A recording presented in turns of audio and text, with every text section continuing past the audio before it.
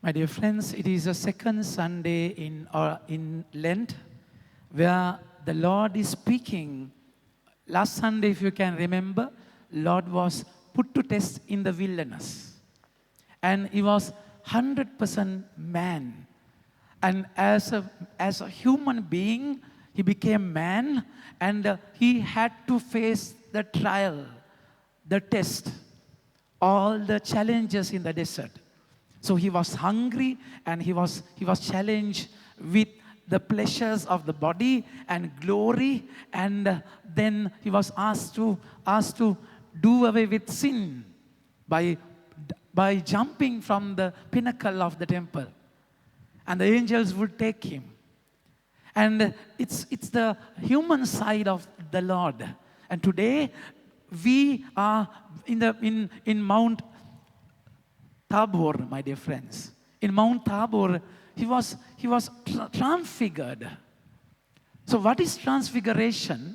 It is a prior manifestation of the glory after the cross. It's a prior manifestation. What is to come?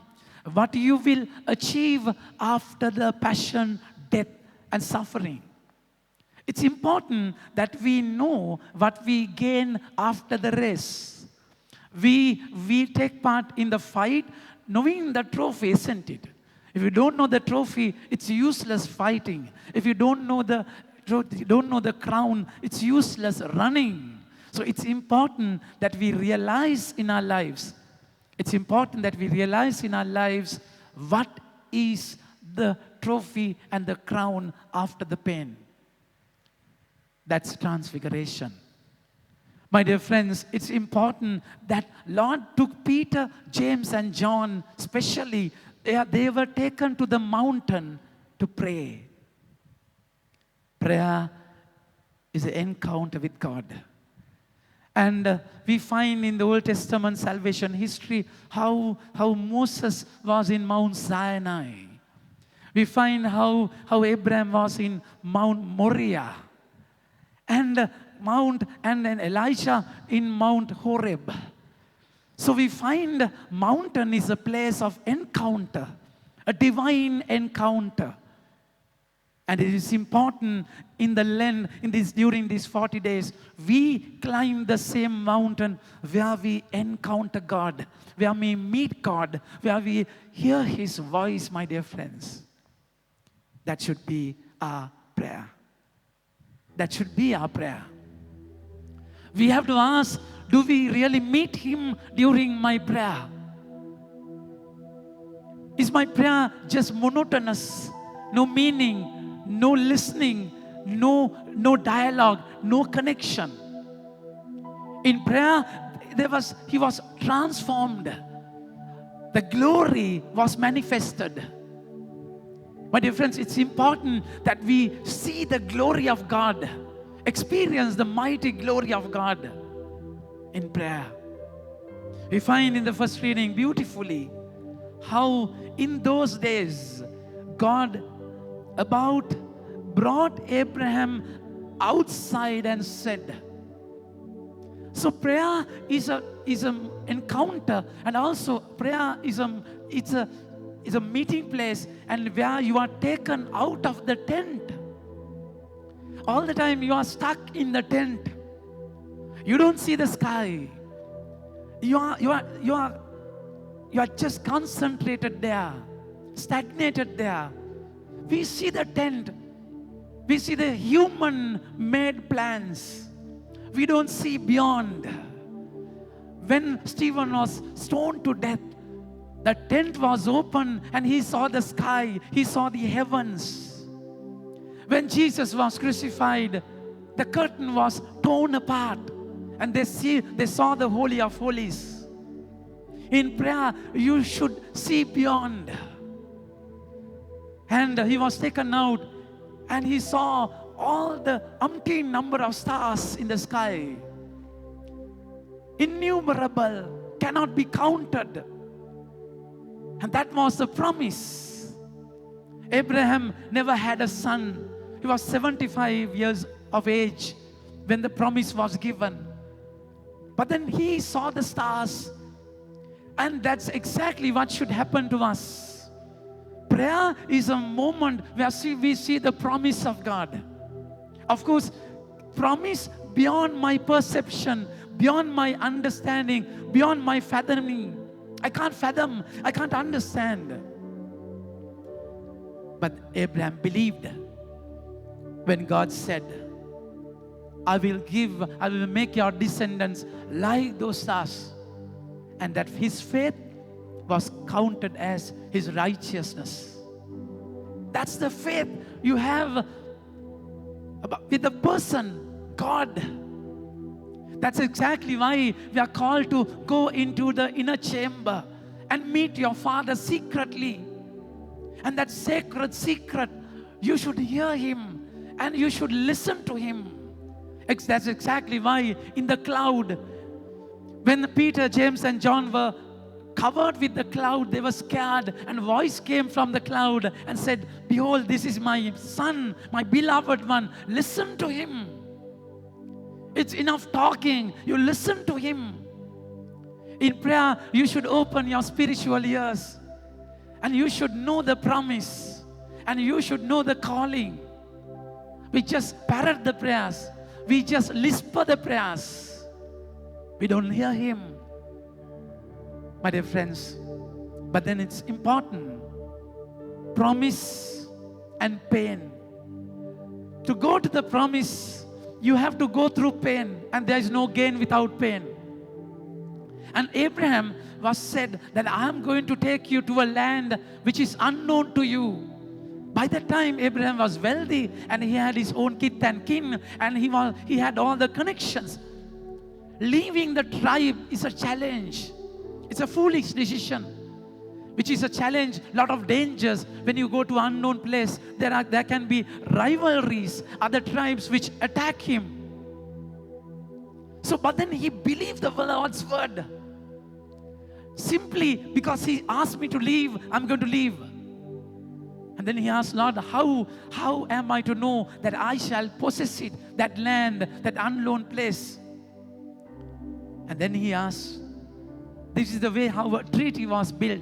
Our covenant between two parties were built. You have to understand the biblical context, Septuagint of the Gospel reading. My dear friends, if you have a treaty, a covenant, they brought few animals and they cut them open into two pieces.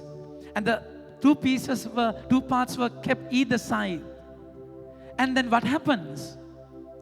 Both the parties should walk through the animals, that cut pieces. It's a bloody scenario. I mean, it's blood, full of blood. And what is the meaning? If one party breaks the treaty, breaks the covenant, the plight of this animal will occur in their lives. They will be killed simply. And God asked Abraham to take animals, few of them, and a ram, female goat, and turtle dove, a young pigeon, and asked them to cut them open. My dear friends, it symbolizes the pain, the wound, brokenness. When you cut open the animals, the heart is broken, isn't it? Heart is also cut apart. A lot of blood, pain. So, the Lord has to go through it. We have to go through that. It shows our broken heart. It shows how pain is part of our life when you deal with God. That pain will lead you to promise. My dear friends, it's a long, arduous waiting. Abraham had to wait. God never went through the animal immediately. We find vultures coming, birds came to grab the flesh, the heart, broken heart. If you are broken, if you go through pain, immediately you won't see God. A lot of vultures, a lot of distractions would come on our way. Abraham chased them away. Then what happens? And it was dark. And it was dark, and Abraham was scared. Yet the Lord is not coming. He had to wait in faith, waiting in faith and hope. My dear friends, when we love God, we believe in His promise. But then if you have to have His promise, experience to the promise, we have to wait in pain. You won't see God immediately. You will see vultures coming. You have to chase them away. Wait upon the Lord. Don't lose heart. Cross will take you to resurrection. That's the Paschal mystery. Suffering, pain, and death, and then cross, then resurrection. We are waiting, like in this bloody scenario. We find the cross, Golgotha, where Jesus was broken, and that Paschal mystery, the precious blood was shedding on the ground. My dear friends, God never broke the promise. We are the people who broke it. We broke the covenant. We sinned. We became unfaithful. And we are the people who should be punished. But then in this particular treaty, particular covenant, Abraham never went through those animals. Only God went. God went through them, symbolizing Jesus' death.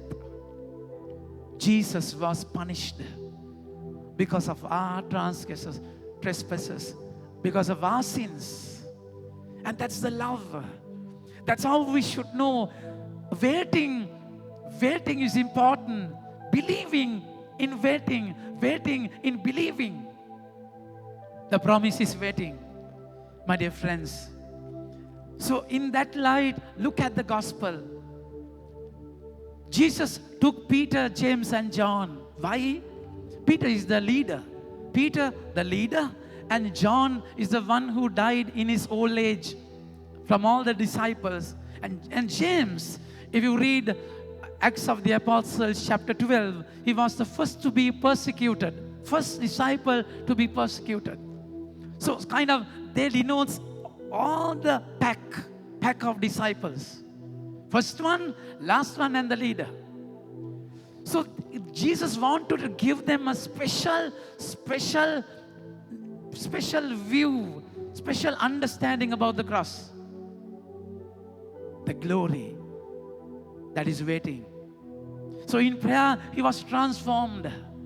And his clothes became dazzling white. And they saw the glory.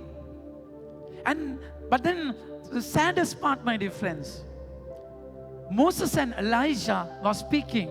They were having a discussion, a committee meeting. Moses denotes Old Testament law. Elijah denotes Old Testament prophets, which compose the whole of Old Testament prophecy and the law. Jesus is the culmination. Jesus completed the whole of Old Testament. And then they were discussing about the departure which he has about to accomplish at Jerusalem. Which they were discussing about the pain, suffering. Think about it. Suffering is a heavenly discussion. And they were discussing about it. But then, Peter, James, and John, they were fast asleep. They missed the point. And when they woke up, wow, fantastic. They saw the glory, the cloud, the light, dazzling clothes. And Jesus was speaking to Abraham. Not Abraham. Jesus was speaking to Moses.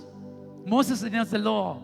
Jesus was speaking to Moses and Elijah. Wow. And they just wanted to stay there. That's why Peter said, we will make 3 tents and it's better for us to wait here. My dear friends, you can never do that. In prayer, in your journey, of course, you will experience glory of God, power of God, miracles of God, the powerful part. But then you cannot stay there. You have to climb down. You have to climb down because we have a mountain to climb. when you climb down Mount of Calvary. There is no other way. It is a prior manifestation about the glory to come.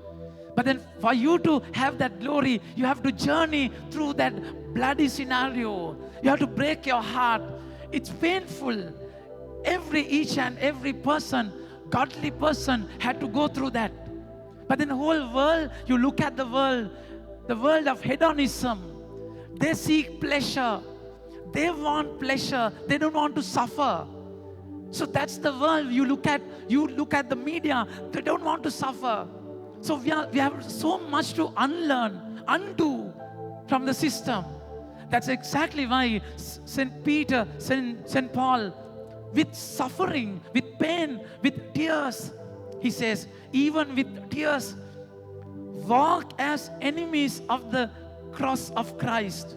For many of whom I have often told you, and now tell you even with tears, walk as enemies of the cross. You become enemy of the cross. You hate suffering. You don't want to suffer. You just throw the cross away. And then he says, their end is destruction. Their God is their belly. And they glory in their shame with mindset on earthly things. But our citizenship is in heaven. My dear friends, that's heavenly glory. That's heavenly glory. We look into that. Even in our pain, we think about the transfiguration. Peter, James, and John saw it and they knew it. Glory is waiting. Whenever you suffer, whenever you go through pain, Lent will teach us, my son, my daughter, there is something waiting that would happen. Don't ever reject cross. Don't ever reject pain. Bear it with joy, because there is something waiting. That's like labor pain. You know, a mother go through that terrible pain. You measure pain with the measure of del. No, when you can measure pain, and that is terrible pain. But then mother go through that with joy, because she's expecting something. So this Sunday, second Sunday, we see the divinity of Jesus. First Sunday, we saw the humanity of Jesus. Today, divinity of Jesus. It speaks about two mountains. Mount Tabor, where Jesus was glorified. And there should be a Mount Calvary, where you should go to that glorification of the Lord. But then in between, there is a small mountain. Mount of Olives. That's Gethsemane. It's all a small mountain where Jesus often went to pray. In prayer, he saw the pain and he was suffering. His nerves were burst open, and with sweat, blood came out, and he fainted and fell. He was struggling to climb the Mount Calvary. And in that struggle, in Luke chapter 22, verse 43, we find an angel came and strengthened him. We need that mountain. We need to see the glory. If you, in your prayer, in your experience with God, if you have never seen that glory, it's pathetic. You will never bear a cross without seeing that glory. And also, so pain is connected to glory. And if you have seen the glory, you cannot wait in that glory. We have to climb down each and every moment. Take up your daily cross and climb your Calvary. Remembering the glory, visualizing the glory that I promise is waiting. For that, you need strength in Mount Olives. God's of Gethsemane, where you pray daily, looking at the glory, having power from above to take the cross and climb the Calvary in your life, my dear friends. Amen.